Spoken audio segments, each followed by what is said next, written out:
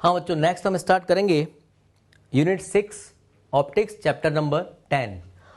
Unit 6 का एक part जो है चैप्टर नंबर 9 रे ऑप्टिक्स हमने डिस्कस किया था। अब नेक्स्ट जो हम डिस्कस करेंगे वो वे ऑप्टिक्स डिस्कस करेंगे। और ऑप्टिक्स जो पूरा हमारा यूनिट है वो 14 मार्क्स कवर करता है, जिसमें से 8 to 9 मार्क्स के क्वेश्चन जो है वो तो हमारे रे ऑप्टिक्स से पूछे जाते हैं और 6 to 7 मार्क्स के जो क्वेश्चन है वो वे ऑप्टिक्स से पूछे जाते हैं। तो इंपॉर्टेंट टॉपिक है बच्चों, मेजर क्वेश्चन आने के चांसेस यहाँ से रहते हैं।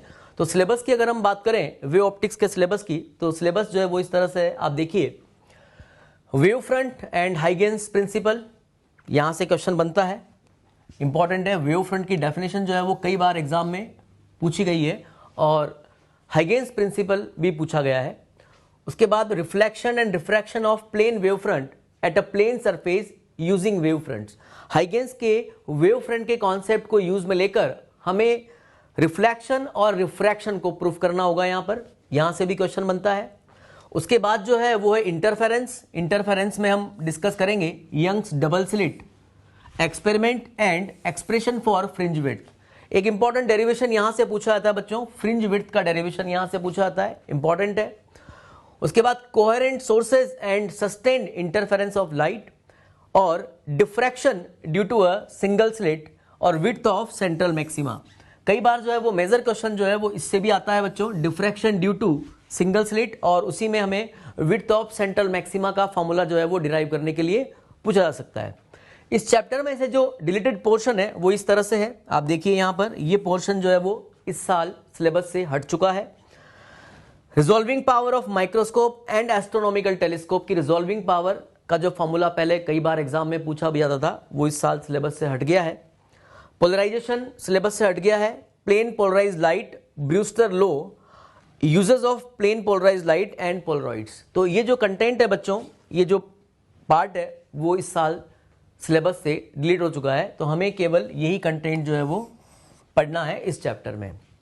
ठीक है, स्टार्ट करते हैं बच्चों चैप्टर को। सबसे पहले हम बात करते हैं वे ऑप्टिक्स। वे ऑप्टिक्स जो है, wave optics deals with wave nature of light in which light is travel like a wave. मतलब वे ऑप्टिक्स में हम क्या डिस्कस करेंगे, हम लाइट जो है वो डिफरेंट डिफरेंट फिनोमेना दिखाती है और लाइट का नेचर जो है वो डिफरेंट डिफरेंट होता है। लाइट का नेचर, लाइट पार्टिकल की फॉर्म में भी ट्रेवल करता है, लाइट जो है वो वेव फॉर्म में भी ट्रेवल करता है और लाइट जो है वो फोटोन की फॉर्म में भी ट्रेवल करता है। तो हम यहाँ पे डिस्कस करेंगे लाइट का वेव नेचर। तो अगर हम डेफिनेशन की बात करें वेव ऑप्टिक्स की, तो वेव ऑप्टिक्स को हम डिफाइन कर सकते हैं, wave optics deals with wave nature of light in which light is travel like a wave. इसमें लाइट जो है वो लाइक अ वेव जो है वो ट्रेवल करेगा, राइट। अब लाइट के जो फेनोमेना है या लाइट जो प्रॉपर्टीज दिखाती हैं, बहुत सारी प्रॉपर्टीज दिखाती हैं, जैसे रिफ्लेक्शन, लाइट जो है वो रिफ्लेक्शन दिखाता है, रेक्टिलिनियर प्रोपागेशन ऑफ लाइट वो भी दिखाता है, रिफ्रैक्शन की प्रॉपर्टी लाइट दिखाता है, डिस्पर्जन दिखाता है, और refraction, dispersion, rectilinear propagation of light, इसको हमने रे ऑप्टिक्स में डिस्कस भी किया है। इंटरफेरेंस की प्रॉपर्टी भी लाइट दिखाता है, डिफ्रैक्शन दिखाता है, पोलराइजेशन दिखाता है और फोटो इलेक्ट्रिक इफेक्ट दिखाता है। तो ये कुछ प्रॉपर्टीज हैं लाइट की या कुछ फेनोमेनाज हैं जो लाइट दिखाता है। और इस चैप्टर में जो हम डिस्कस करेंगे वो एक तो इंटरफेरेंस फेनोमेना को डिस्कस करेंगे बच्चों और एक डिफ्रैक्शन फेनोमेना को डिस्कस करेंगे। ये जो फेनोमेना है, रिफ्रैक्शन हम डिस्कस कर चुके हैं रे ऑप्टिक्स में, डिस्पर्जन भी हमने रे ऑप्टिक्स में डिस्कस किया है, और रेक्टिलिनियर प्रोपागेशन ऑफ लाइट भी हमने डिस्कस किया है। रिफ्लेक्शन भी रे ऑप्टिक्स का पार्ट है, लेकिन क्योंकि ये सिलेबस से हट चुका है इसलिए हमने रिफ्लेक्शन को डिस्कस नहीं किया था लास्ट रे ऑप्टिक्स चैप्टर में, राइट। तो इस चैप्टर में जो हम डिस्कस करेंगे, एक तो इंटरफेरेंस को डिस्कस करेंगे और एक डिफ्रैक्शन को डिस्कस करेंगे। वैसे पोलराइजेशन भी इसी चैप्टर का पार्ट है, लेकिन ये पोलराइजेशन सिलेबस से इस साल हट चुका है। फोटो इलेक्ट्रिक इफेक्ट जो है बच्चों, उसको हम नेक्स्ट चैप्टर 11 में डिस्कस करेंगे, राइट। नेक्स्ट है बच्चों theories about nature of light. Light के नेचर से रिलेटेड थ्योरीज जो है, डिफरेंट डिफरेंट साइंटिस्ट ने डिफरेंट डिफरेंट थ्योरीज दी। सबसे पहली जो थ्योरी दी थी वो न्यूटन्स ने दी, जिसको हम बोलते हैं न्यूटन्स कॉर्पस्कुलर थ्योरी, और ये 1675 में न्यूटन्स ने दी थी। तो इस थ्योरी के according to this theory luminous body बोल दीजिए या सोर्स ऑफ लाइट बोल दीजिए, emits light in the form of particles, these particles are called corpuscles। इस थ्योरी के अकॉर्डिंग जब भी किसी लाइट सोर्स से लाइट निकलती है तो वो पार्टिकल्स की फॉर्म में निकलती है, और इन पार्टिकल्स को हम क्या बोलते हैं बच्चों? कॉर्पस्कल्स बोलते हैं। जब ये थ्योरी दी गई तो इस थ्योरी की हेल्प से कुछ फेनोमेना एक्सप्लेन हुए। तो एक्सप्लेन जो फेनोमेना है वो कौन कौन से हैं? आप देखिए, reflection, refraction, rectilinear propagation of light and colour of light जो है वो इस थ्योरी की हेल्प से इन फेनोमेना को एक्सप्लेन किया गया। लेकिन कुछ फेनोमेना को ये थ्योरी एक्सप्लेन करने में फेल हो गई। वो जो फेनोमेना थे वो कौन कौन से थे? Interference, diffraction and polarisation. इस थ्योरी की हेल्प से हम इंटरफेरेंस को एक्सप्लेन नहीं कर पाए, पोलराइजेशन को एक्सप्लेन नहीं कर पाए, डिफ्रैक्शन को एक्सप्लेन नहीं कर पाए, राइट। और एक इंपॉर्टेंट बात, according to this theory speed of light in denser medium is greater than speed of light in rare medium. मतलब इस थ्योरी के अकॉर्डिंग डेंसर मीडियम में लाइट की स्पीड ज्यादा होती है और रेयर मीडियम में स्पीड जो है वो कम होती है।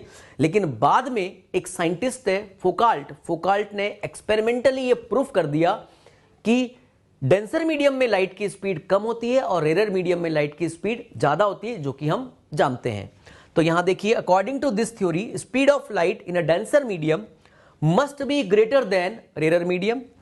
फोकाल्ट proved experimentally that speed of light in a denser medium is less than rarer medium। तो ध्यान रखना है बच्चों, इस थ्योरी के अकॉर्डिंग जो है वो डेंसर मीडियम में लाइट की स्पीड ज्यादा और रेयर मीडियम में स्पीड जो है वो कम होती है। लेकिन प्रैक्टिकली जब किया गया, फोकाल्ट ने जब एक्सपेरिमेंट किया तो एक्सपेरिमेंटली उसने ये प्रूफ कर दिया कि डेंसर मीडियम में लाइट की स्पीड जो है वो कम होती है और रेयर मीडियम में ज्यादा होती है, और यही हम जानते भी हैं, राइट। नेक्स्ट, इसके बाद जब हाइगेंस ने थ्योरी दी, तो हाइगेंस ने अपनी थ्योरी कब दी? जब न्यूटन्स की थ्योरी जो है कुछ फेनोमेना को एक्सप्लेन नहीं कर पाया तो हाइगेंस ने अपनी थ्योरी दी, और उसने जो थ्योरी दी उसका नाम था हाइगेंस वेव थ्योरी। तो नेक्स्ट हम डिस्कस करेंगे बच्चों Huygens wave theory. According to this theory light travels in the form of wave. यहां पर आप देखिए, इसके पहले जो हमने बात की थी न्यूटन्स थ्योरी के अकॉर्डिंग लाइट जो है वो पार्टिकल की फॉर्म में ट्रेवल करती है, लेकिन हाइगेंस की वेव थ्योरी के अकॉर्डिंग लाइट जो है वो वेव फॉर्म में ट्रेवल करती है इन हाइपोथेटिकल मीडियम ईथर। लाइट जो है हाइपोथेटिकल मीडियम ईथर में ट्रेवल करती है। कहने का मतलब ये हुआ कि हाइगेंस के अकॉर्डिंग लाइट को ट्रेवल करने के लिए मीडियम की रिक्वायरमेंट होती है, और हम जानते हैं कि सभी जगह लाइट है, तो हाइगेन ने ये बोला कि सभी जगह मीडियम है, और उस मीडियम का नाम दिया उसने ईथर। ईथर इसलिए नाम दिया क्योंकि ether has low density and high elasticity, क्योंकि हम जानते हैं कि लाइट की स्पीड सबसे ज्यादा होती है, और हाइगेंस ने एक फॉर्मूला दिया था लाइट से रिलेटेड, राइट, जो हम आगे डिस्कस करेंगे। और जब हम ईथर को मानते हैं मीडियम, तो ईथर में सबसे ज्यादा वेलोसिटी मिलती है, इसीलिए उसने हाइपोथेटिकल मीडियम जो है वो ईथर माना, और उसने कहा कि सब जगह ईथर प्रेजेंट है, इसलिए सब जगह लाइट भी प्रेजेंट है। अब इस थ्योरी की हेल्प से जो फेनोमेना एक्सप्लेन किए गए वो फेनोमेना थे रिफ्लेक्शन, रिफ्रैक्शन, इंटरफेरेंस को भी इस थ्योरी ने एक्सप्लेन कर दिया, डिफ्रैक्शन एक्सप्लेन किया गया इस थ्योरी से, और डिस्पर्जन। लेकिन कुछ फेनोमेना को एक्सप्लेन करने में ये थ्योरी भी फेल हो गई, और वो जो फेनोमेना थे वो थे polarisation and photoelectric effect. Polarisation and photoelectric effect को ये थ्योरी जो है वो एक्सप्लेन करने में फेल हो गई, राइट। अब यहां पे एक इंपॉर्टेंट पॉइंट है बच्चों, वो क्या है? According to this theory the light wave were longitudinal in nature. Huygens की थ्योरी के अकॉर्डिंग लाइट जो है, लाइट का जो नेचर होता है वो लॉन्गिट्यूडनल नेचर का होता है। लेकिन बाद में एक्सपेरिमेंटली जब पोलराइजेशन की डिस्कवरी हुई, जब पोलराइजेशन का फेनोमेना हमें मालूम पड़ा कि लाइट जो है वो पोलराइजेशन भी दिखाता है, तो उस फेनोमेना से हमें ये मालूम पड़ा कि लाइट का जो नेचर है वो लॉन्गिट्यूडनल नहीं होकर कैसा होता है? ट्रांसवर्स नेचर होता है। और यही हम जानते भी हैं कि लाइट का नेचर कैसा होता है बच्चों? ट्रांसवर्स होता है। तो यहां पर आप देखिए, फर्स्ट जो पॉइंट है, the light wave were longitudinal in nature. तो ध्यान रखना है, हाइगेंस के अकॉर्डिंग लाइट का नेचर कैसा होता है? लॉन्गिट्यूडनल होता है। बट लेटर फ्रेजनल ने एक्सप्लेन किया that the light waves are transverse in nature. Actual में लाइट का नेचर कैसा होता है बच्चों? ट्रांसवर्स होता है। लेकिन ये कब मालूम पड़ा? जब पोलराइजेशन का फेनोमेना हमें मालूम पड़ा कि लाइट जो है वो पोलराइजेशन भी दिखाता है, तब हमें ये कंफर्म हुआ कि लाइट का जो नेचर है वो कैसा होता है? ट्रांसवर्स नेचर होता है, राइट। एक इंपॉर्टेंट पॉइंट और है बच्चों, हाइगेंस के अकॉर्डिंग लाइट को ट्रेवल करने के लिए मीडियम की रिक्वायरमेंट होती है, लेकिन माइकलसन मॉर्ले साइंटिस्ट ने प्रैक्टिकली एक्सपेरिमेंटली ये प्रूफ किया कि लाइट को ट्रेवल करने के लिए मीडियम की रिक्वायरमेंट नहीं होती है। अगर ऐसा होता तो लाइट जो है वो सन से अर्थ तक नहीं पहुंच पाती। क्यों नहीं पहुंच पाती? क्योंकि हम जानते हैं कि एटमॉस्फेयर और सन के बीच में वैक्यूम होता है, राइट। अब सन से वैक्यूम में होते हुए वो अर्थ तक पहुंच रही है, इसका मतलब है लाइट जो है वो वैक्यूम में भी ट्रेवल कर सकती है, मतलब लाइट को ट्रेवल करने के लिए मीडियम की रिक्वायरमेंट नहीं होती है। ये किसने प्रूफ किया बच्चों? माइकलसन मॉर्ले ने प्रूफ किया। हाइगेंस के फॉर्मूले के अकॉर्डिंग हाइगेंस ने जो लाइट की स्पीड का जो फॉर्मूला दिया वो फॉर्मूला इस तरह से, speed of light in the medium of ether is given by v is equal to root E by rho. अब यहां पर जो है E जो है वो इलास्टिसिटी होती है मीडियम की, ईथर मीडियम की, और डेंसिटी ऑफ मीडियम। अब यहां पर ईथर मीडियम इसलिए लिया गया बच्चों, हाइगेन ने जो हाइपोथेटिकल मीडियम जो ईथर लिया था वो इसलिए लिया गया क्योंकि आप देखिए इसकी जो इलास्टिसिटी होती है, ईथर की जो इलास्टिसिटी होती है वो सबसे ज़्यादा होती है और इसकी डेंसिटी जो होती है वो सबसे कम होती है, इसीलिए स्पीड जो है वो हमें सबसे ज़्यादा मिलेगी और लाइट की स्पीड हम जानते भी हैं सबसे ज़्यादा होती है। तो इस फॉर्मूले के अकॉर्डिंग हम लाइट की स्पीड निकाल सकते हैं अकॉर्डिंग टू हाइगेंस। ये फॉर्मूला जो है वो हाइगेंस के अकॉर्डिंग है बच्चों, जो कि बाद में गलत प्रूफ हुआ था, राइट। नेक्स्ट आप देखिए मैक्सवेल इलेक्ट्रोमैग्नेटिक वेव थ्योरी। हमने EMW में मैक्सवेल की थ्योरी को पढ़ा है क्योंकि मैक्सवेल ने ही सबसे पहले बताया था कि अगर किसी जगह पर इलेक्ट्रिक फील्ड और मैग्नेटिक फील्ड ऑसिलेट हो रहे हैं तो इलेक्ट्रोमैग्नेटिक वेव्स जो है वो जनरेट होती है। तो मैक्सवेल ने थ्योरी दी जिसको हम इलेक्ट्रोमैग्नेटिक वेव थ्योरी बोलते हैं और ये 1873 में दी गई। तो according to this theory light propagates due to electric and magnetic field oscillation. हमने इलेक्ट्रोमैग्नेटिक वेव्स में भी पढ़ा है कि अगर किसी जगह पर इलेक्ट्रिक फील्ड वाइब्रेट कर रहे हैं तो मैग्नेटिक फील्ड भी वाइब्रेट करेंगे और इलेक्ट्रिक फील्ड और मैग्नेटिक फील्ड के वाइब्रेट करने की वजह से उन दोनों के भी परपेंडिकुलर डायरेक्शन में इलेक्ट्रोमैग्नेटिक वेव जो है वो रेडिएट होती है। तो यहां पर आप देखिए ये इलेक्ट्रोमैग्नेटिक वेव्स हैं, आप ये देखिए ये इलेक्ट्रिक फील्ड दिया हुआ है, इलेक्ट्रिक फील्ड के ऑसिलेशंस हो रहे हैं ये, राइट। और ये जो है वो मैग्नेटिक फील्ड के ऑसिलेशंस हो रहे हैं इस तरह से, और इलेक्ट्रिक फील्ड और मैग्नेटिक फील्ड एक दूसरे के परपेंडिकुलर होते हैं। तो अगर मान लीजिए एक्स डायरेक्शन में मैं इलेक्ट्रिक फील्ड के ऑसिलेशन की बात कर रहा हूं, वाई डायरेक्शन में अगर मैग्नेटिक फील्ड के ऑसिलेशंस हैं तो इन दोनों के भी परपेंडिकुलर मतलब जेड डायरेक्शन में इलेक्ट्रोमैग्नेटिक वेव्स जो है वो प्रोपागेट होंगी। और इलेक्ट्रोमैग्नेटिक वेव में इसलिए बोल रहा हूं बच्चों क्योंकि लाइट भी क्या है, इलेक्ट्रोमैग्नेटिक वेव के स्पेक्ट्रम का ही पार्ट है, जो कि हमने इलेक्ट्रोमैग्नेटिक वेव्स चैप्टर में पढ़ा था। तो डायरेक्शन ऑफ प्रोपागेशन जो होगी वो किस डायरेक्शन में हो जाएगी बच्चों? Z direction. अब इस थ्योरी के अकॉर्डिंग जो है वो किसी भी तरह के कोई मीडियम की रिक्वायरमेंट नहीं होती है लाइट को प्रोपागेट होने के लिए।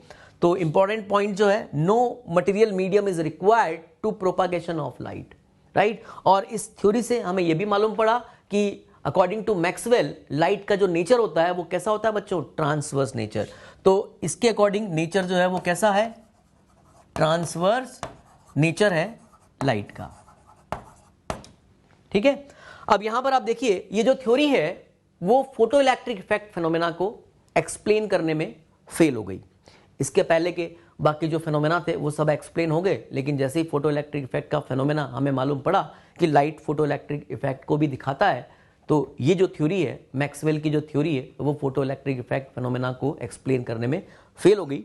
तो नेक्स्ट जो थ्योरी आई वो आई प्लांक्स क्वांटम थ्योरी। तो नेक्स्ट हम बात करते हैं बच्चों प्लांक्स क्वांटम थ्योरी की। प्लांक्स के अकॉर्डिंग लाइट जो है वो एनर्जी के बंडल की फॉर्म में ट्रेवल करती है और उन एनर्जी बंडल्स को हम क्या बोलते हैं? फोटॉन्स बोलते हैं। तो आप देखिए नेक्स्ट जो है according to this theory light propagates in the form of small packets of energy, और इन स्मॉल पैकेट्स को हम क्या बोलते हैं? फोटॉन्स बोलते हैं, कॉल्ड फोटॉन्स। अब हम एनर्जी ऑफ फोटोन हम जानते हैं E is equal to H nu होती है। न्यू जो है वो फ्रीक्वेंसी है लाइट की, और इसी को हम E is equal to H C by lambda भी कह सकते हैं। तो ये जो फॉर्मूला है ये एनर्जी का फॉर्मूला है, E is equal to H nu बोल दीजिए, और या फिर E is equal to H C by lambda बोल दीजिए, जहाँ पे न्यू क्या है बच्चों? न्यू जो है वो फ्रीक्वेंसी है, फ्रीक्वेंसी, और लैम्डा जो है वो वेवलेंथ है, लाइट का वेवलेंथ, ठीक है। इस थ्योरी की हेल्प से फोटो इलेक्ट्रिक इफेक्ट जो फिनोमेना है उसको एक्सप्लेन किया गया, लेकिन ये थ्योरी कुछ फेनोमेना को एक्सप्लेन करने में फेल हो गई, और वो फेनोमेना कौन से थे बच्चों? Interference, diffraction and polarisation, right. तो एक्सप्लेन्ड फेनोमेना तो हो गया photo electric effect according to Planck's quantum theory, और जो जिन फेनोमेना को एक्सप्लेन करने में फेल हुई वो फेनोमेना जो है वो इंटरफेरेंस था, डिफ्रैक्शन एंड पोलराइजेशन। अब यहां पर आप देखिए, यहां पर क्या हो रहा है बच्चों, 4 थ्योरी हमने पढ़ी। कुछ फेनोमेना जो है वो वेव नेचर से एक्सप्लेन हो रहे हैं, और कुछ फेनोमेना जो है वो पार्टिकल नेचर या फोटोन नेचर से एक्सप्लेन हो रहे हैं। तो फाइनली जो कंक्लूजन निकला, वो कंक्लूजन ये निकला कि लाइट जो है sometimes behave as a wave and sometime behave as a particle.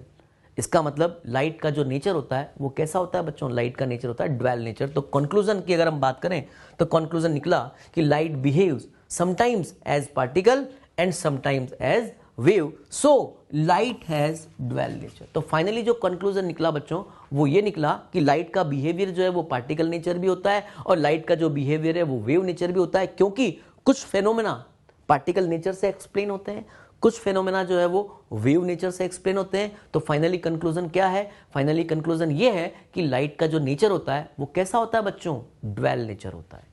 Next है बच्चों वेव फ्रंट। वेव फ्रंट का जो कॉन्सेप्ट है वो हाइगेंस ने दिया था, और वेव फ्रंट जो है वो एक इंपॉर्टेंट टॉपिक है इस चैप्टर का, जहां से कई बार क्वेश्चन रिपीट हुआ है, और कई बार वेव फ्रंट की डेफिनेशन 1 मार्क्स में पूछी गई है। तो वेव फ्रंट की डेफिनेशन की अगर हम बात करें तो डेफिनेशन आप देखिए, locus of all the particles which are in same phase of vibrations at a given instant is called wave front.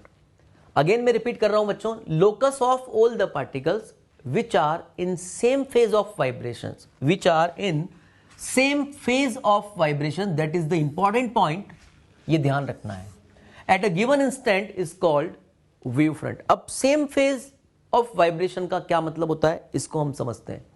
सबसे पहले तो अगर मैं wave front की बात करूं तो wave front जो है वो wave fronts are of 3 types. 3 तरह के वेव फ्रंट होते हैं, एक होता है स्फेरिकल वेव फ्रंट, एक होता है सिलिंड्रिकल वेव फ्रंट, और एक होता है plane wave front. Wave front आपको कैसा मिलेगा ये डिपेंड करता है बच्चों कि हमने सोर्स किस तरह का लिया है। अगर मान लीजिए हमने पॉइंट सोर्स लिया है तो स्फेरिकल वेव फ्रंट मिलता है। अगर मान लीजिए हमने लीनियर सोर्स लिया है, जैसे ट्यूबलाइट है तो ट्यूबलाइट लीनियर सोर्स है, तो हमें सिलिंड्रिकल वेव फ्रंट मिलेगा। और प्लेन वेव फ्रंट को ऑब्टेन करने के लिए हमें किसी सोर्स की रिक्वायरमेंट नहीं होती है, हम पॉइंट सोर्स और लीनियर सोर्स से प्लेन वेव फ्रंट को हम ऑब्टेन कर सकते हैं। अब यहां पर सबसे इंपॉर्टेंट पॉइंट है कि वेव फ्रंट होता क्या है। वेव फ्रंट एक तरह का प्लेन होता है बच्चों। कैसा प्लेन होता है इसको आप समझें। जैसे मान लीजिए ये कोई एक पॉइंट सोर्स आपको दिया हुआ है, राइट। पहली बात तो आपको ध्यान रखना है, अगर हम हाइगेंस के वेव फ्रंट की बात करें तो डेफिनेटली मीडियम प्रेजेंट है, क्योंकि हाइगेंस ने बोला था कि लाइट को ट्रेवल करने के लिए मीडियम की रिक्वायरमेंट है, तो मीडियम प्रेजेंट रहेगा, और मीडियम प्रेजेंट होगा तो डेफिनेटली मीडियम में पार्टिकल्स भी होंगे, और पार्टिकल्स होंगे तो वो वाइब्रेट भी करेंगे। तो जब भी हम हाइगेंस की बात करेंगे हम मान के चलेंगे कि हाइगेंस की थ्योरी में मीडियम जो है वो प्रेजेंट है, राइट। अब यहां पर आप देखिए बच्चों, मान लीजिए ये एक सोर्स है, राइट, और हमें वेव फ्रंट बनाना है। तो वेव फ्रंट एक ऐसा प्लेन होता है जिस पर जितने भी पार्टिकल्स होंगे, मीडियम के पार्टिकल्स होंगे, वो सेम फेज में वाइब्रेट कर रहे होंगे। और सेम फेज में वाइब्रेट करने का क्या मतलब होता है बच्चों, ये मैं समझा दूं आपको। जैसे मान लीजिए 2 पार्टिकल्स वाइब्रेट कर रहे हैं, ठीक है। एक पार्टिकल ने यहां से वाइब्रेशन स्टार्ट किया, दूसरे ने यहां से वाइब्रेशन स्टार्ट किया, और एक ही टाइम पे वाइब्रेशन स्टार्ट किया। तो जब ये अपने पीक पर होगा तो सेम टाइम पर ये भी अपने पीक पर हो, राइट। जब ये वापस मीन पोजीशन पर आ जाए तो सेम टाइम पर ये भी मीन पोजीशन पर आ जाए। जब ये इधर नेगेटिव में पीक पर हो तो ये भी नेगेटिव में पीक पर हो, और जब ये वापस मीन पोजीशन पर आए तो ये भी मीन पोजीशन पर आए। अगर इस तरह से वाइब्रेशंस हो रहे हैं तो इसको हम बोलते हैं सेम फेज में वाइब्रेशन। समझ में आ रही है बच्चों? सेम फेज में वाइब्रेशन का मतलब होता है एक पार्टिकल जो वाइब्रेट कर रहा है उसकी जो पोजीशन है वही पोजीशन उस टाइम पर दूसरे पार्टिकल जो वाइब्रेट कर रहा है उसकी भी होना चाहिए। अगर एक पार्टिकल जो है वो मीन पर है तो दूसरा भी मीन पर हो। अब इसकी डायरेक्शन किधर है, ऊपर की तरफ ट्रेवल करने की, तो इसकी भी डायरेक्शन ऊपर की तरफ ही होना चाहिए ट्रेवल करने की। और ये जब पीक पर आ जाए तो ये भी पीक पर आए। जब ये वापस मीन पर आ जाए तो सेम टाइम पर ये भी मीन पर आ जाए, जब यहां ये नेगेटिव पे आ जाए तो ये भी नेगेटिव एम्पलीट्यूड पे आ जाए। अगर इस तरह से वाइब्रेशंस हो रहे हैं तो हम कहेंगे कि वो जो पार्टिकल्स हैं वो सेम फेज में वाइब्रेट कर रहे हैं। अगर मैं इसको फेज डिफरेंस की फॉर्म में बात करूं बच्चों, अगर दो पार्टिकल्स जो कि वाइब्रेशंस कर रहे हैं, अगर उनके बीच में फेज डिफरेंस 0 हो, 2 पाई हो, 4 पाई हो, 6 पाई हो, 8 पाई हो, या पाई का इवन मल्टीपल हो, अगर दो पार्टिकल्स जो कि वाइब्रेट कर रहे हैं उन दोनों पार्टिकल्स के बीच में फेज डिफरेंस अगर पाई का इवन मल्टीपल है तो हम उनको सेम फेज में बोल सकते हैं, राइट। अब यहां पर देखिए मुझे किस तरह से वेव फ्रंट बनाना है। मान लीजिए ये एक सोर्स आपको दिया हुआ है, पॉइंट सोर्स, राइट, और मैंने इसको टी टाइम में मुझे टी टाइम में एक वेव फ्रंट बनाना है। तो सबसे पहले तो मैं ये देखूंगा कि टी टाइम में ये कितना डिस्टेंस ट्रेवल करेगा। तो टी टाइम में डिस्टेंस की अगर मैं बात करूं तो टी टाइम में जो डिस्टेंस ट्रेवल होगी वो r is equal to c t के बराबर डिस्टेंस ट्रेवल होगी, क्योंकि c जो है वो लाइट की स्पीड हम मान के चल रहे हैं और टाइम कितना ले रहे हैं हम, t। तो यहां से जो वेव निकलेगी बच्चों वो टी टाइम में सी टी के बराबर डिस्टेंस ट्रेवल करेगी, राइट। जब सी टी के बराबर डिस्टेंस ट्रेवल करेगी तो मैंने क्या किया है, मैंने इसको सेंटर लिया और सी टी के बराबर रेडियस लेकर मैंने एक स्फीयर बना दिया, राइट। अब जब मैंने स्फीयर बनाया तो इस स्फीयर के ऊपर जितने भी पार्टिकल्स होंगे वो सारे के सारे पार्टिकल्स सेम फेज में वाइब्रेट करेंगे। क्यों करेंगे, आप देखिए, यहां से जो वेव ट्रेवल करके इधर पहुंचेगी, जो वेव इधर पहुंचेगी, जो वेव यहां पहुंचेगी, जो वेव यहां पहुंचेगी, इस तरह से इस प्लेन पर जब ये वेव पहुंचेगी तो एग्जैक्टली एक ही टाइम में पहुंचेगी, एक साथ पहुंचेगी, और वो टाइम है टी। क्योंकि आप देखिए डिस्टेंस जो है वो सारी की सारी वेव जो है वो सेम डिस्टेंस ट्रेवल करेगी, क्योंकि मीडियम जो है वो होमोजेनियस मीडियम है। होमोजेनियस मीडियम होने की वजह से टी टाइम में ट्रेवल डिस्टेंस जो इसकी होगी वही इसकी भी होगी, वही इसकी भी होगी, वही इसकी भी होगी। मतलब ये इस स्फेरिकल प्लेन के ऊपर पहुंचेंगी एक साथ। कितने टाइम में, टी टाइम में। जब ये इस स्फेरिकल प्लेन के ऊपर एक साथ पहुंचेंगी बच्चों, तो इस प्लेन के ऊपर जितने भी पार्टिकल्स होंगे मीडियम के, उन सभी पार्टिकल्स को एक साथ एनर्जी मिलेगी, राइट। जब एक साथ एनर्जी मिलेगी तो सारे के सारे पार्टिकल्स एक साथ वाइब्रेट करना स्टार्ट करेंगे, और जब सारे के सारे पार्टिकल्स एक साथ वाइब्रेट करना स्टार्ट करेंगे तो डेफिनेटली वो किस में होंगे, सेम फेज में होंगे। जब हमने कहा कि इस पे जो जितने भी पार्टिकल्स हैं वो सारे के सारे एक साथ वाइब्रेट करना स्टार्ट कर रहे हैं, राइट, एक साथ वाइब्रेट करना स्टार्ट करें तो ये सेम फेज में है। तो इन सभी सेम फेज में होने वाले पार्टिकल्स को ज्वाइन करने वाला जो लोकस है या प्लेन है, उस प्लेन को हमने क्या बोल दिया, वेव फ्रंट बोल दिया। मतलब सेम फेज में वाइब्रेट करने वाले जो पार्टिकल्स होंगे उन पार्टिकल्स से मिलकर जो प्लेन बन रहा है बच्चों, उस प्लेन को हम क्या बोलेंगे, वेव फ्रंट बोलेंगे।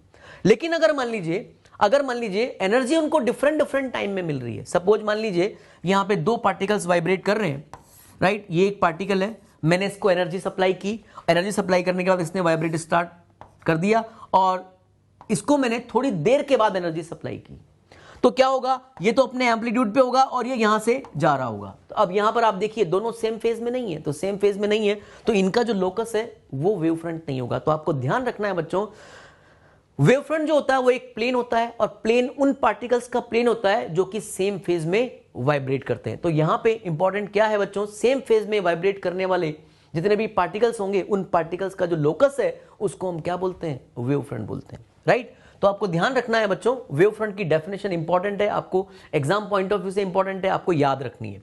अब हमने बात की है कि वेव फ्रंट जो है वो तीन तरह के होते हैं, एक होता है स्फेरिकल वेव फ्रंट, एक होता है सिलिंड्रिकल वेव फ्रंट, और एक होता है प्लेन वेव फ्रंट। अब यहां पर अकॉर्डिंग टू सोर्स, हमने सोर्स किस तरह का लिया है उसके अकॉर्डिंग वेव फ्रंट जो है वो चेंज हो जाएगा। तो सबसे पहले हम बात करते हैं स्फेरिकल वेव फ्रंट की।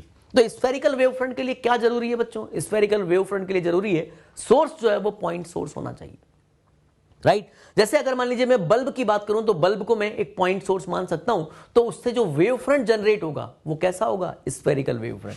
तो आप देखिए, when the source is in the form of point then spherical wave front is obtained. तो यहां देखिए ये सोर्स है और ये हमने किसी टाइम पर हमने एक वेव फ्रंट बना लिया, राइट। अब उस वेव फ्रंट की रेडियस क्या होगी ये हम कैसे डिसाइड करें, आप देखिए रेडियस जो है r is equal to c t, जिस टाइम पे मुझे बनाना है, राइट, देखिए सोर्स से निकलकर टी टाइम में वो वेव जो है वो कितना डिस्टेंस ट्रेवल कर रहा है, जितना डिस्टेंस ट्रेवल करेगा उतना ही रेडियस लेकर मैं क्या बना दूंगा, एक स्फीयर बना दूंगा और सेंटर में सोर्स को ले लूंगा, तो वो क्या बन जाएगा, स्फेरिकल वेव फ्रंट बन जाएगा। क्योंकि यहां से जितनी भी रेज निकलेंगी हर डायरेक्शन में वो एक टाइम टी पर बिल्कुल एग्जैक्टली इस प्लेन पर ही गिरेंगी। तो इस प्लेन पर जितने भी पार्टिकल्स होंगे उन सभी को एक साथ एनर्जी मिलेगी, और जब एक साथ एनर्जी मिलेगी बच्चों तो वो सारे के सारे पार्टिकल जो है वो सेम फेज में वाइब्रेट करेंगे। इसीलिए हमने इसको क्या बोल दिया है, स्फेरिकल वेव फ्रंट। एक चीज और ध्यान रखनी है बच्चों, ये जो हमने दिखाई है ये रे है और ये जो है ये स्फेरिकल वेव फ्रंट है। अब रे और स्फेरिकल वेव फ्रंट या कोई भी वेव फ्रंट हो, वेव फ्रंट और रे हमेशा एक दूसरे के परपेंडिकुलर होती हैं, ये आपको ध्यान रखना है, राइट। सेकंड देखिए बच्चों, cylindrical wave front. Cylindrical wave front के लिए जरूरी क्या है, सोर्स कैसा होना चाहिए बच्चों, लीनियर सोर्स होना चाहिए, राइट। तो जैसे ट्यूबलाइट है, अगर ट्यूबलाइट से जो वेव फ्रंट निकलेगा वो कैसा निकलेगा, वो सिलिंड्रिकल वेव फ्रंट निकलेगा, राइट। तो यहां पर आप देखिए linear source produce cylindrical wave front. अब हमने इसको ऑब्टेन करने के लिए, सिलिंड्रिकल वेव फ्रंट को ऑब्टेन करने के लिए, मान लीजिए ये सोर्स है, राइट। इस सोर्स से मान लीजिए मुझे टी टाइम में एक वेव फ्रंट बनाना है। तो आप देख लीजिए टी टाइम में कितना डिस्टेंस ट्रेवल होगा, r is equal to c t के बराबर होगा बच्चों। तो यहां से लीनियर सोर्स से मैं क्या करूंगा, r रेडियस का एक सिलेंडर बना दूंगा और ये जो सिलेंडर होगा एक्सिस जो है वो लीनियर सोर्स हो जाएगा, राइट। तो ये जो जितना भी उसका जो पेरिफेरी है, या हम कहें कि जिसका जो कर्व्ड सरफेस है, यहां से जो भी रेज निकलेंगी किसी भी डायरेक्शन में, चाहे मैं इस डायरेक्शन में बात करूं चाहे इस डायरेक्शन में बात करूं, तो वो रेज जब निकलेंगी तो वो टी टाइम पर उस प्लेन के ऊपर, उस कर्व्ड प्लेन के ऊपर पहुंचेंगी।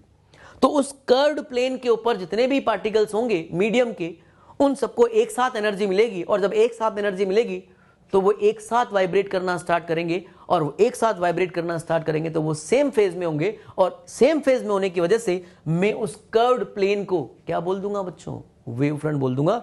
और क्योंकि इसका जो शेप है वो सिलिंड्रिकल है, इसलिए हमने इसको क्या बोल दिया है, सिलिंड्रिकल वेव फ्रंट, राइट। तो लीनियर सोर्स जो है वो सिलिंड्रिकल वेव फ्रंट प्रोड्यूस करता है। अब नेक्स्ट जो है बच्चों वो है plane wave front. Plane wave front के लिए आपको किसी भी तरह के सोर्स से हम प्लेन वेव फ्रंट को ऑब्टेन कर सकते हैं। जैसे मान लीजिए अगर मुझे पॉइंट सोर्स से प्लेन वेव फ्रंट ऑब्टेन करना है, या मुझे लीनियर सोर्स से प्लेन वेव फ्रंट ऑब्टेन करना है, तो हम कैसे करेंगे। अगर मान लीजिए मैं पॉइंट सोर्स से या लीनियर सोर्स से मैं बात करूं और लार्ज डिस्टेंस पर मैं बात करूं, तो लार्ज डिस्टेंस पे अगर मैं बात करूंगा बच्चों, तो जो स्फीयर बनेगा वो भी लार्ज बनेगा, राइट। जब स्फीयर लार्ज बनेगा तो उसका अगर मैं छोटा सा पार्ट लूंगा तो छोटा सा पार्ट कैसा हो जाएगा बच्चों, वो हो जाएगा प्लेन। तो हम क्या बोल देंगे उसको, प्लेन वेव फ्रंट। तो आप देखिए व्हेन द पॉइंट सोर्स और linear source of light is at very large distance, अगर मान लीजिए पॉइंट सोर्स और लीनियर सोर्स से बहुत लार्ज डिस्टेंस पर मैं बात करूं, तो लार्ज डिस्टेंस का मतलब हो गया लार्ज स्फीयर या लार्ज सिलेंडर।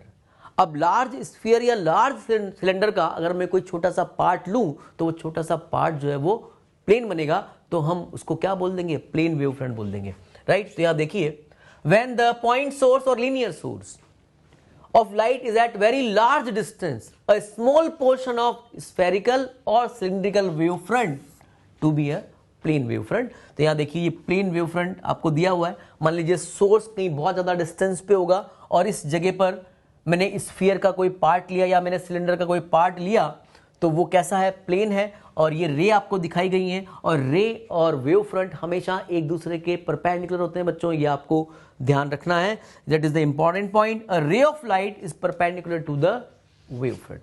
तो इस तरह से हमने यहाँ पे तीन वेव फ्रंट की बात की। एक हमने डिस्कस किया स्फेरिकल वेव फ्रंट, जिसके लिए हमें पॉइंट सोर्स की रिक्वायरमेंट होती है। एक हमने डिस्कस किया सिलिंड्रिकल वेव फ्रंट, जिसके लिए हमें लीनियर सोर्स की रिक्वायरमेंट होती है। और एक वेव फ्रंट होता है प्लेन वेव फ्रंट, जो कि हम पॉइंट सोर्स से भी ऑब्टेन कर सकते हैं और उसको हम लीनियर सोर्स से भी ऑब्टेन कर सकते हैं। लेकिन कंडीशन क्या है बच्चों, एट वेरी लार्ज डिस्टेंस। अगर वेरी लार्ज डिस्टेंस पर मैं बात करता हूं सोर्स से, तो स्फेरिकल और सिलिंड्रिकल वेव फ्रंट का जो स्मॉल पोर्शन होगा वो कैसा होगा बच्चों, प्लेन वेव फ्रंट। और एक इंपॉर्टेंट पॉइंट जो आपको ध्यान रखना है हमेशा, कि रे और वेव फ्रंट हमेशा एक दूसरे के परपेंडिकुलर होते हैं। नेक्स्ट है बच्चों Huygens theory of secondary wavelets. Huygens theory of secondary wavelets में एक तो एजम्पशंस इंपॉर्टेंट है, एजम्पशंस एग्जाम में पूछे जाते हैं। तो एजम्पशंस क्या है? एवरी पॉइंट, फर्स्ट एजम्पशन देखिए, every point on a primary wave front, every point on a primary wavefront acts as a fresh source of wavelets. These wavelets are called secondary wavelets. ये wavelets क्या होते हैं इसको हम discuss करेंगे अभी। तो पहला पॉइंट क्या है? every point on a primary wavefront acts as a fresh source of wavelets. These wavelets are called secondary wavelets. Second जो assumptions है देखिए वो क्या है बच्चों? The secondary wavelets spread in all directions with the speed of light. This is the second assumptions. और third assumptions क्या है? The surface which touches these wavelets at any instant in forward direction gives the new wavefront called secondary wavefront. अब यहां पे एक तो होता है बच्चों प्राइमरी वेवफ्रंट, एक होता है सेकेंडरी वेवफ्रंट। जो गिवन वेवफ्रंट है उसको हम बोलेंगे प्राइमरी वेवफ्रंट, और उस प्राइमरी वेवफ्रंट की हेल्प से जो हम नया वेवफ्रंट बनाएंगे उसको हम बोल देंगे सेकेंडरी वेवफ्रंट। और वेवलेट्स जो होती हैं वो केवल सेकेंडरी वेवलेट्स ही होती हैं, प्राइमरी वेवलेट्स का कोई कॉन्सेप्ट नहीं होता है। तो वेवलेट्स जो हैं वो सेकेंडरी वेवलेट्स, गिवन वेवफ्रंट को हम बोलेंगे प्राइमरी वेवफ्रंट, और उसकी हेल्प से जो हम नया वेवफ्रंट बनाएंगे उसको हम बोलेंगे सेकेंडरी वेवफ्रंट। अब ये जो पॉइंट्स हमने डिस्कस किए हैं बच्चों, एजम्पशंस की जो हमने बात की, इनका मीनिंग क्या है वो हम समझते हैं। सबसे पहले तो स्टेटमेंट ऑफ हाइगेन्स प्रिंसिपल। हाइगेन्स प्रिंसिपल का स्टेटमेंट जो है वो 2 नंबर में या 1 नंबर में पूछा जा सकता है। तो स्टेटमेंट आपको ध्यान रखना है, जो हमने एजम्पशंस की बात थी उसी से रिलेटेड इसका स्टेटमेंट भी है। It states that every point on a wave front acts as a fresh source of secondary wavelets. These wavelets spread out in forward direction at the same speed as the source wave, right?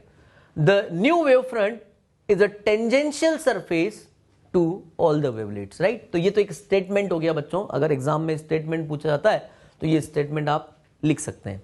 अब ये जो statement जो दिया है इसका meaning क्या है उसको हम समझते हैं, उसको हम इस डायग्राम से समझेंगे। मान लीजिए एक सोर्स आपको दिया हुआ है और मैं यहां पे पॉइंट सोर्स मान लेता हूं, ये पॉइंट सोर्स है एस, लाइट सोर्स, और यहां से वेव निकल रही है, ठीक है। अब मुझे टी टाइम में मुझे वेव फ्रंट बनाना है, राइट? तो टी टाइम में वेव फ्रंट में कैसे बनाऊंगा? आपने जो सोर्स लिया है वो पॉइंट सोर्स लिया है। टी टाइम में सबसे पहले आप देखिए कि वो जो वेव है वो कितना डिस्टेंस ट्रेवल करेगा।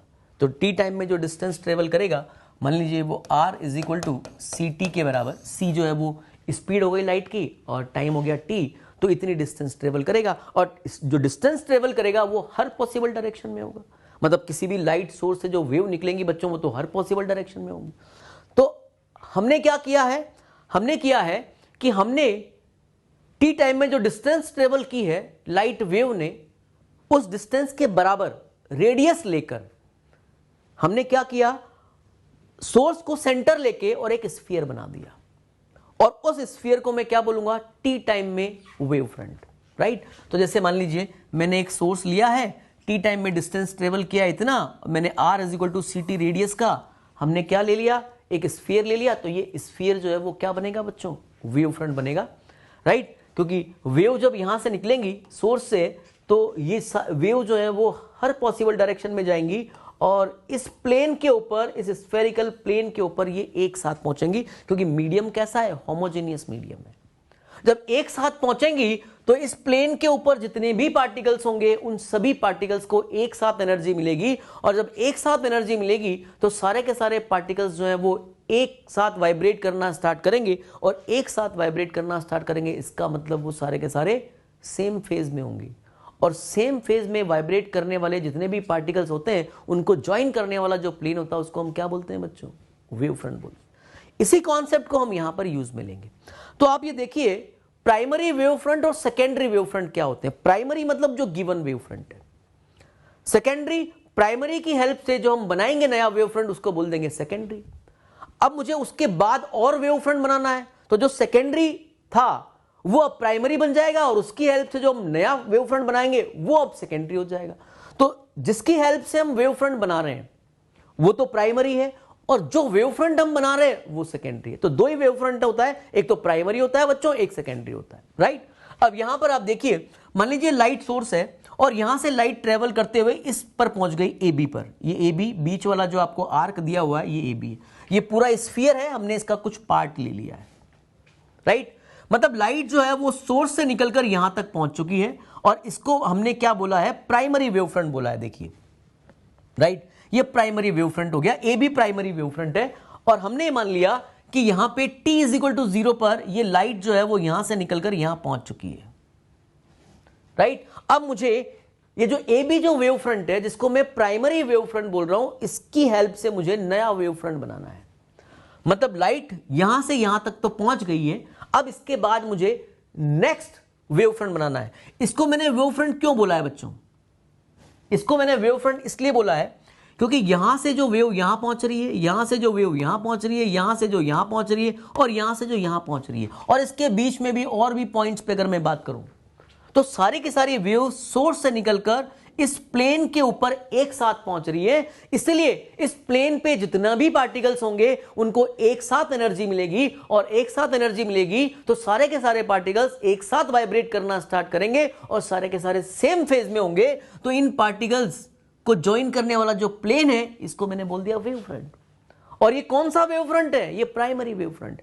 अब मुझे इसकी हेल्प से एक नया वेव फ्रंट बनाना है, राइट। और उस नए वेव फ्रंट के लिए मैंने टाइम क्या ले लिया, इसको मैंने t is equal to 0 time लिया और मुझे next time t is equal to tau, इस टाइम में मुझे वेव फ्रंट बनाना है। तो अब क्या होगा बच्चों, लाइट यहां तक तो पहुंच चुकी है, इसके बाद टॉ जो टाइम है t is equal to tau time में ये इसके बाद आगे कितनी डिस्टेंस ट्रेवल करेगी, r is equal to c tau के बराबर, राइट। अब ये जो प्राइमरी वेव फ्रंट है, हमने बात की है कि प्राइमरी वेव फ्रंट का ईच एंड एवरी पॉइंट जो है वो फ्रेश सोर्स की तरह बिहेव करता है। अब लाइट यहां तक तो पहुंच चुकी है, अब नेक्स्ट जब मैं वेव फ्रंट बनाऊंगा तो उसके लिए प्राइमरी वेव फ्रंट का ईच एंड एवरी पॉइंट जो है वो सोर्स की तरह बिहेव करेगा, राइट। अब यहां से अब नेक्स्ट नया वेव फ्रंट क्या होगा वो मुझे बनाना है। तो मैंने क्या किया, r is equal to c t radius के यहां पर स्फीयर बना दिए। आप देखिए इनको, ये 1 2 3 और 4 पॉइंट मैंने ले लिए, ठीक है। और भी पॉइंट मैं ले सकता हूं लेकिन मैंने अपनी फैसिलिटीज के हिसाब से यहां पे 1 2 3 4 पॉइंट ले ली। अब एक चीज देखिए, ये यहां से आगे टॉ टाइम में कितना डिस्टेंस ट्रेवल करेगा, सी टॉ के बराबर, राइट। तो मैंने क्या किया, r is equal to c tau radius के यहां पर इनको सेंटर लेकर, राइट, मैंने स्फीयर बना दी। ये जो स्फीयर मैंने बनाए हैं इन्हीं को ही हम बोलते हैं सेकेंडरी वेवलेट्स। प्राइमरी वेवलेट्स का कोई कॉन्सेप्ट नहीं होता है बच्चों, सेकेंडरी वेवलेट्स ही बोलेंगे क्योंकि इनकी हेल्प से मैं क्या बनाऊंगा, सेकेंडरी वेव फ्रंट बनाऊंगा। इसीलिए हम वेवलेट्स जो बोलते हैं वो सेकेंडरी वेवलेट्स ही बोलते हैं। मैंने ये स्फीयर बना दिए। अब आप देखिए, इन स्फीयर को टच करने वाले मैंने दो प्लेन बनाए। एक प्लेन तो मैंने बनाया फॉरवर्ड डायरेक्शन में और एक प्लेन बनाया मैंने बैकवर्ड डायरेक्शन में, राइट।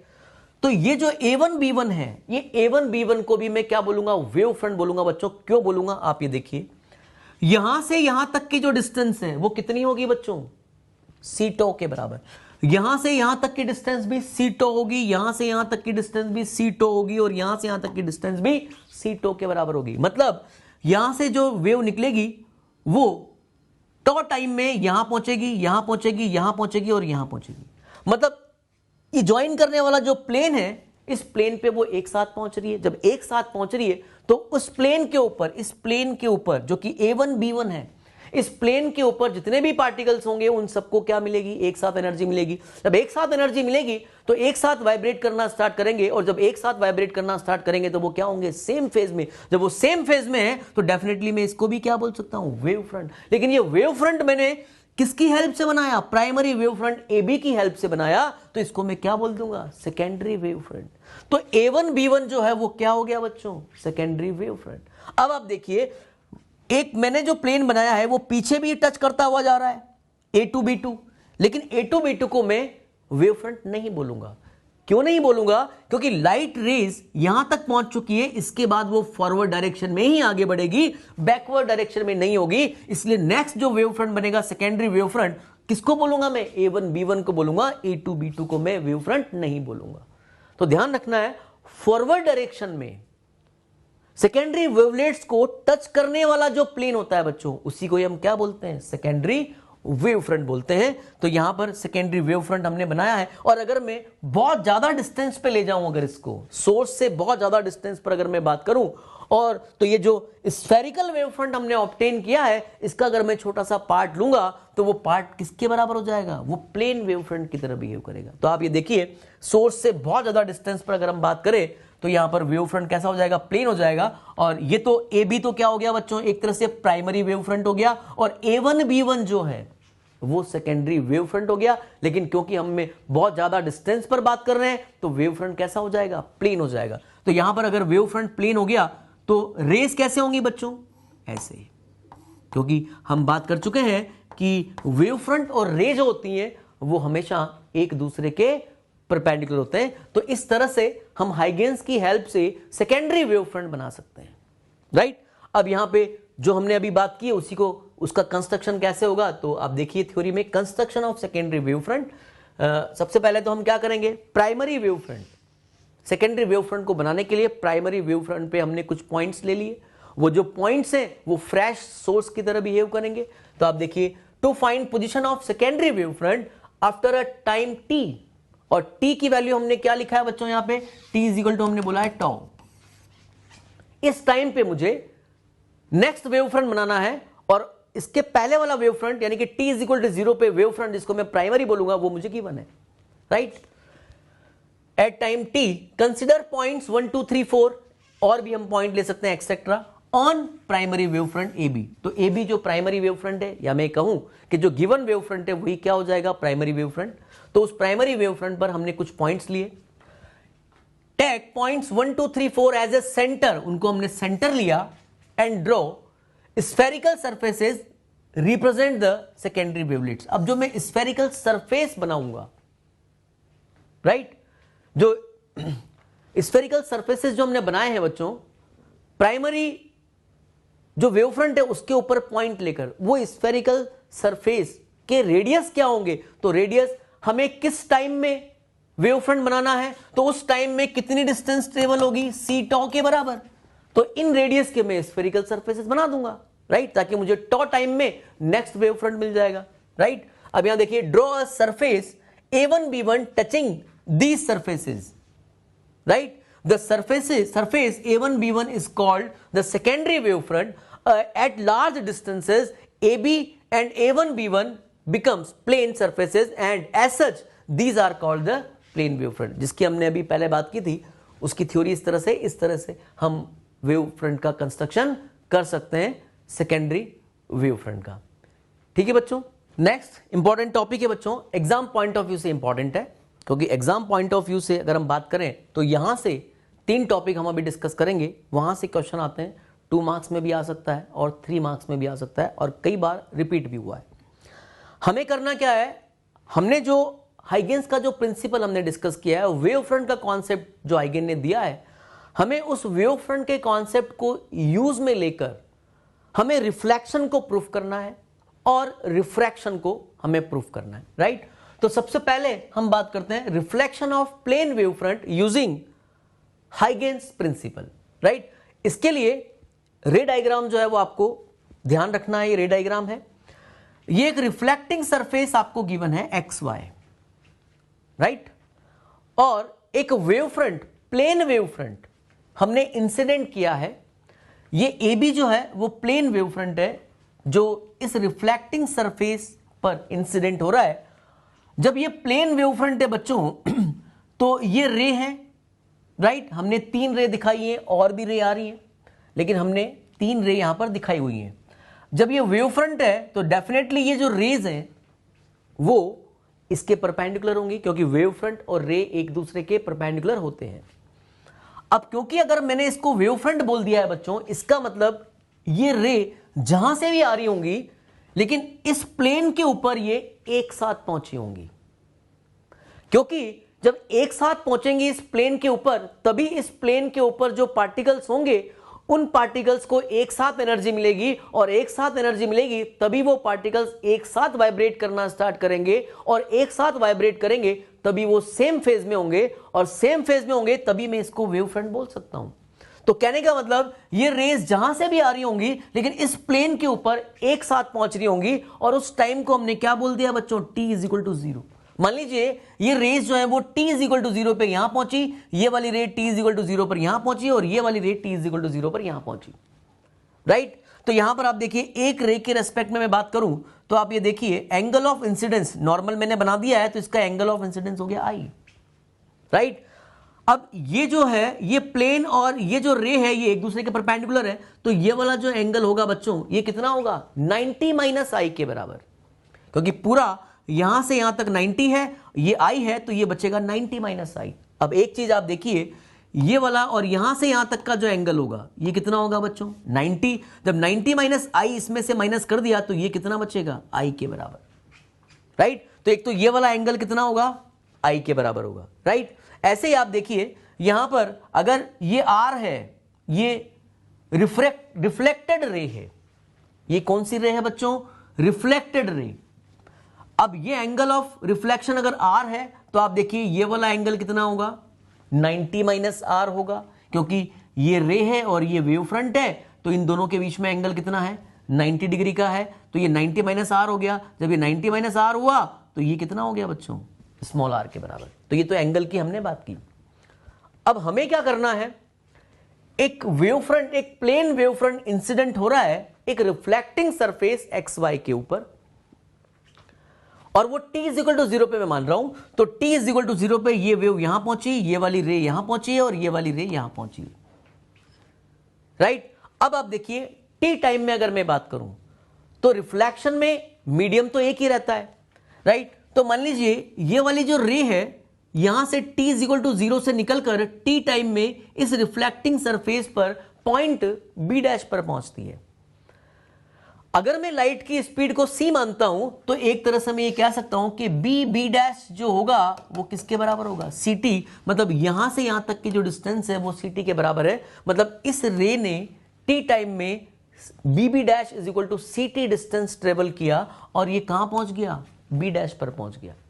तो आप देखिए ये वाली जो रे होगी और ये वाली जो रे होगी वो भी t टाइम में ct के बराबर ही डिस्टेंस ट्रेवल करेगी, क्योंकि मीडियम तो एक ही है, मीडियम तो चेंज नहीं हो रहा है, मीडियम तो रिफ्रैक्शन में चेंज होता है। रिफ्लेक्शन में तो जिस मीडियम से आ रही है रिफ्लेक्ट होके वापस उसी मीडियम में जाएगी। इसका मतलब जो डिस्टेंस ट्रेवल होगी, ये जो रे डिस्टेंस ट्रेवल करेगी t टाइम में वो भी ct के बराबर ही डिस्टेंस ट्रेवल करेगी, राइट। लेकिन मुझे इंपॉर्टेंट जो निकालना है वो क्या है, ये रे यहां से निकलेगी और t टाइम में ct के बराबर डिस्टेंस ट्रेवल करेगी, तो ये वाली जो डिस्टेंस और ये वाली डिस्टेंस जो है वो सेम होना चाहिए। लेकिन ये रे रिफ्लेक्ट होने के बाद कहां पहुंचेगी ये मुझे निकालना है, राइट। अब मुझे एक वेव फ्रंट पता करना है। एक वेव फ्रंट तो आपको गिवन है, मतलब ए बी तो गिवन वेव फ्रंट है जिसको मैं प्राइमरी वेव फ्रंट बोल सकता हूं। अब मुझे आफ्टर रिफ्लेक्शन मुझे सेकेंडरी वेव फ्रंट निकालना है। सेकेंडरी वेव फ्रंट का मतलब ये हुआ बच्चों, t इज इक्वल टू 0 से यहां से निकलकर जो रेस जा रही हैं वो एक साथ t टाइम में जिस प्लेन पर पहुंचेगी वो प्लेन मुझे ढूंढना है, क्योंकि t टाइम में जब एक साथ पहुंचेंगी तो उस प्लेन के ऊपर जो पार्टिकल्स होंगे उनको एक साथ एनर्जी मिलेगी, और जब एक साथ एनर्जी मिलेगी तो वो एक साथ वाइब्रेट करना स्टार्ट करेंगे, और एक साथ वाइब्रेट करना स्टार्ट करेंगे तो सारे के सारे सेम फेज में होंगे, और जब सेम फेज में होंगे तभी मैं उसको नेक्स्ट वेव फ्रंट बोल सकता हूं, राइट।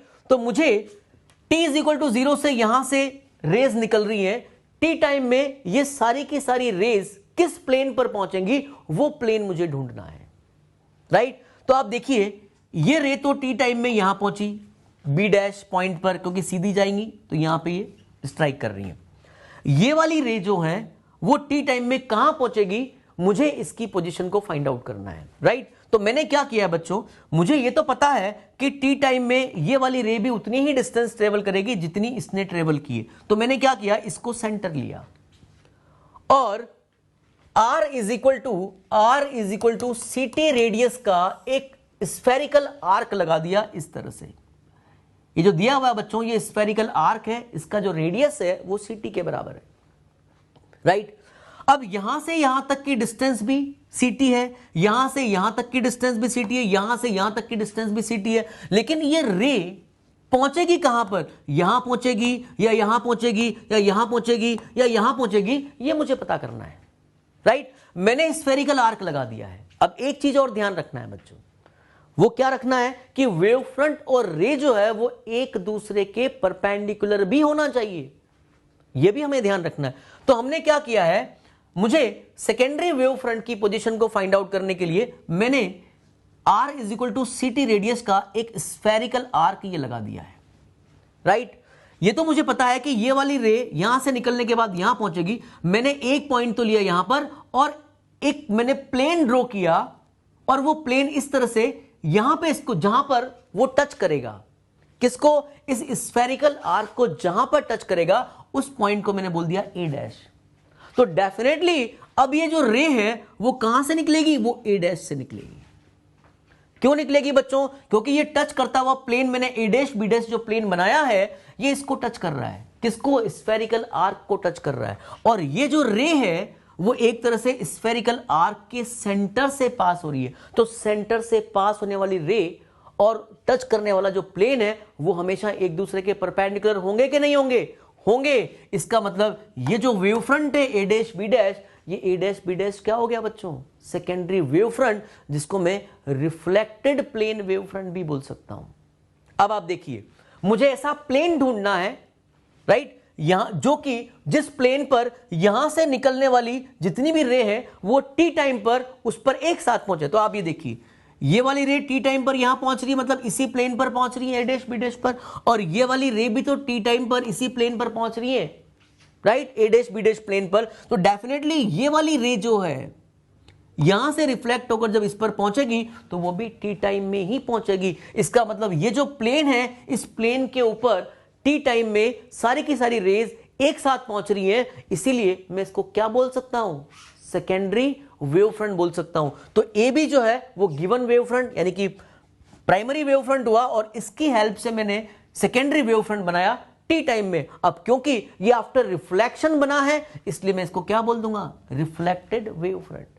तो और वो प्लेन है इसलिए plane, reflected plane wave front हम इसको बोलेंगे। तो आप ये ध्यान रखना है बच्चों, अगर मान लीजिए कोई प्लेन वेव फ्रंट किसी प्लेन रिफ्लेक्टिंग सरफेस पर इंसिडेंट हो रहा है तो आफ्टर रिफ्लेक्शन जो वेव फ्रंट हमें मिलेगा वो भी कैसा होगा, वो भी प्लेन वेव फ्रंट ही होगा, ठीक है। अब ये तो अभी तो हमने केवल हाइगेंस के कॉन्सेप्ट को यूज में लेकर वेव फ्रंट बनाया है।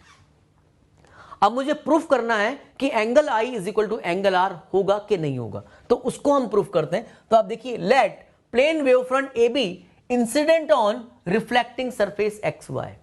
Plane wave front A B है, एक्स वाई सरफेस पर इंसिडेंट हो रहा है। The time taken by B to reach B dash is small t. यहां से यहां तक का टाइम कितना है बच्चों, स्मॉल टी के बराबर है। देन हम यहां क्या कह सकते हैं, B B dash is equal to c t. इसका मतलब यहां से यहां तक की जो डिस्टेंस है वो सी टी के बराबर है और सी यहां पे लाइट वेलोसिटी है, ठीक है।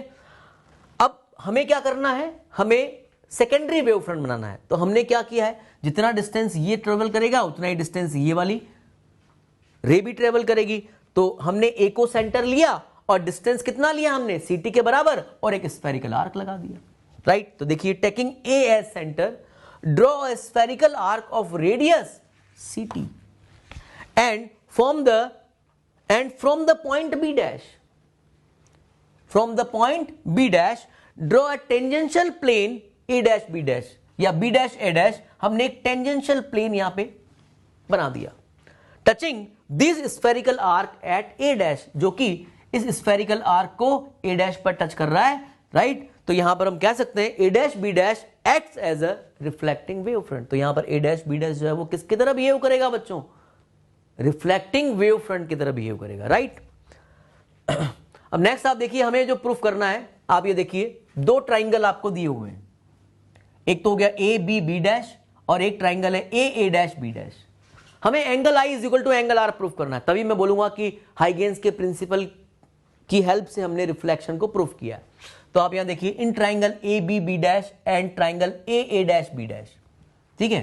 तो एक तो ए बी बी डैश और एक हो गया triangle A dash B dash. यहां पर आप देखिए, angle A B B dash is equal to angle A dash B dash.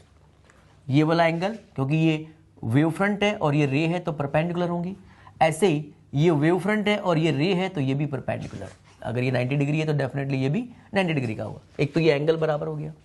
एक जो है B B dash is equal to A dash होगा ही होगा, राइट। और एक जो है आप ये देखिए ए बी डैश जो साइड है वो कॉमन है, तो दो साइड और एक एंगल दोनों ट्राइंगल में बराबर हो गए। जब दो साइड और एक एंगल बराबर है तो डेफिनेटली क्या हो गया, दोनों ट्राइंगल जो होंगे वो कॉन्ग्रुएंट होंगे। अब जब दोनों ट्राइंगल कॉन्ग्रुएंट है तो डेफिनेटली अदर एंगल भी क्या होंगे बच्चों, बराबर ही होंगे। तो कहने का मतलब इस ट्राइंगल में एंगल आई जो है वो इस ट्राइंगल में एंगल आर के बराबर हो जाएगा। तो यहां पर आप देखिए now angle B A B dash is equal to angle A dash B dash A के बराबर हो जाएगा। तो यहां देखिए angle B A B dash is equal to angle A dash और बी डैश ए के बराबर। इसका मतलब मैं क्या बोल सकता हूं, angle I is equal to angle R के बराबर, और यही लॉ ऑफ रिफ्लेक्शन है। ठीक है, तो हाइगेंस ने अपने वेवफ्रंट के कॉन्सेप्ट को यूज में लेकर लॉ ऑफ रिफ्लेक्शन को प्रूफ किया है। और एक जो लॉ है वो तो हम जानते हैं, incident ray, reflected ray and normal all lie in same plane. तो इस तरह से हम रिफ्लेक्शन को प्रूफ कर सकते हैं।